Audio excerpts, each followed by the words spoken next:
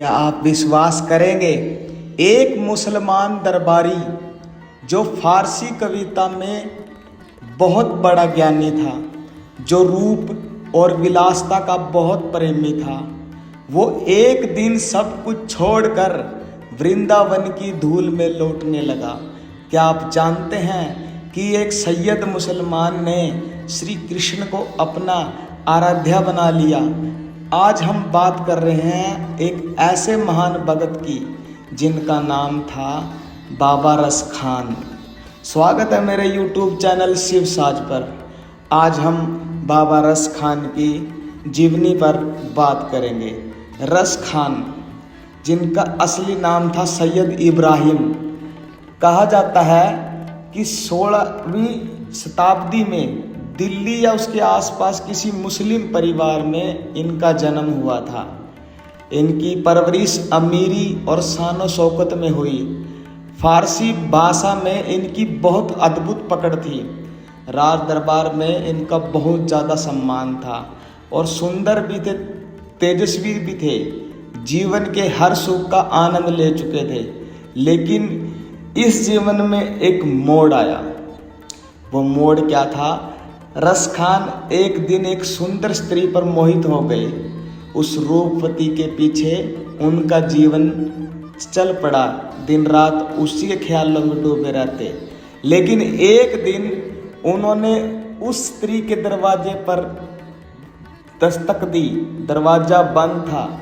अंदर से आवाज आई, अगर मुझसे सच्चा प्रेम करते हो तो इस नाले को पार करके आओ। नाले में बहुत ज़्यादा बदबू थी, गंद था, कीचड़ था।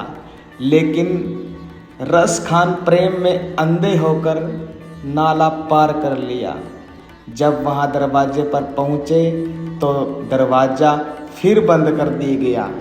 उसी क्षण उनके भीतर कोई चीज़ टूट गई, उनका दिल टूट गया और वो मन ही मन सोचने लगे, क्या यही प्रेम है जो अपमानित कर दे, जो स्वार्थ से भरा हुआ हो?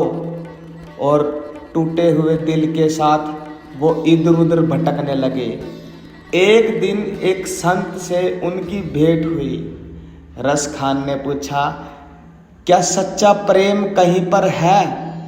संत मुस्कुराए और बोले, हाँ है, वृंदावन में है, उस कान्हा में है जो सबको अपनाता है।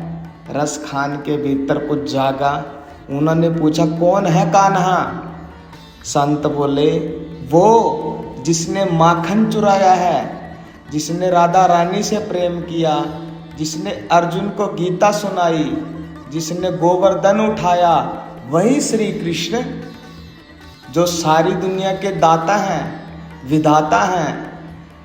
उसी रात रस खान ने पहली बार श्री कृष्ण जी का नाम लिया और अगली ही सुबह सब कुछ छोड़ दिया। वो कोठी, वो धन, वो शान सब पीछे छोड़कर वृंदावन की ओर चल पड़े। अब वो नंगे पांव ब्रिज में भटकते रहे। कदम के पेड़ के नीचे बैठते हैं, कभी गोपियों की तरह नृत्य करते हैं, कभी बाल कृष्ण के दर्शन के लिए मथुरा के मंदिरों में जाते हैं। उनका मन बदल चुका था, मन कृष्णमय हो चुका था। रस खान अब कवि नहीं रहे, वे कृष्ण के गोप बन चुके थे। रस खान ने ब्रिज भाषा में इतनी मधुर और भावपूर्ण कविताएं लिखी। आज भी कृष्ण भक्त उन्हें गाकर भाव विभोर हो जाते हैं। इन्होंने एक दोहा लिखा, मानुष हो तो वही रस खानी, बसो ब्रिज गोकुल गांव के गवारन, जो पशु हो तो कहाँ बस मेरो, चरो नीत नंद की देनु मंजारन। इस दोहे का अर्थ है, अगर मैं इंसान बनूं तो ब्रिज की ग्वालिनों के साथ रहूं, अगर मैं पशु बनूं तो बाबा की गायों के साथ चरूं, यानी कि श्री कृष्ण की गायों के साथ चरूं। रस खान ने अपना जीवन वृंदावन में ही बिताया। वे श्री कृष्ण को अपना सब कुछ मान चुके थे। शरीर की भूख मिट चुकी थी, आत्मा कृष्ण के प्रेम से तृप्त हो चुकी थी। एक दिन उसी प्रेम में लीन वे ब्रिजदान में ही समाधि ले चुके थे। आज भी उनकी समाधि मथुरा में मौजूद है, जहां हिंदू और मुस्लिम दोनों आकर श्रद्धा से शीश झुकाते हैं। रस खान की कहानी हमें बताती है कि धर्म, जाति, भाषा ये सब प्रेम के सामने छोटे हैं। सच्चा प्रेम, सच्ची भक्ति वो आत्मा से होती है। रस खान ने वो भक्ति पाई है जो अनंत है, जो आज भी वृंदावन की हवाओं से गूंजती है। रस खान नाम मुसलमान का, पर दिल श्री कृष्ण का एक सच्चा भगत।